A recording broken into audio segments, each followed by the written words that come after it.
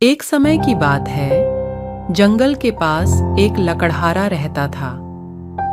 वो जंगल में लकड़ी इकट्ठा करता था और उन्हें पास के बाजार में बेचता था कुछ पैसों के लिए। एक दिन की बात है, वो एक पेड़ काट रहा था। तभी हुआ ये कि गलती से उसकी कुल्हाड़ी पास की एक नदी में गिर गई। नदी बहुत ज्यादा गहरी थी और वास्तव में तेजी से बह रही थी।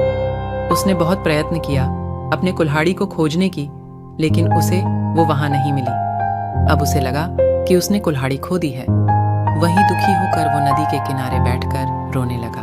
उसके रोने की आवाज सुनकर नदी के भगवान उठे और उस लकड़हारे से पूछा, क्या हुआ है, तुम क्यों रो रहे हो? मुझे बताओ, मैं तुम्हारी मदद करूंगा। लकड़हारा ने उन्हें अपनी दुखद कहानी बताई।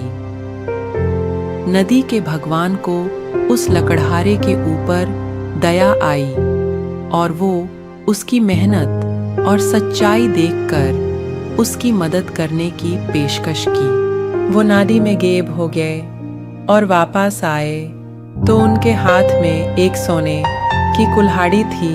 उन्होंने लकड़हारे से बोला, क्या ये तुम्हारी कुल्हाड़ी है? लेकिन लकड़हारे ने कहा कि यह उसका नहीं है।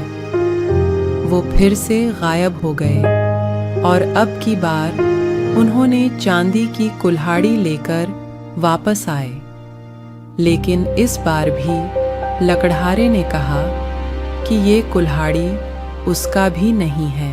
अब नदी के भगवान पानी में फिर से गायब हो गए और अब की बार वो एक लोहे की कुल्हाड़ी के साथ वापस आ गए।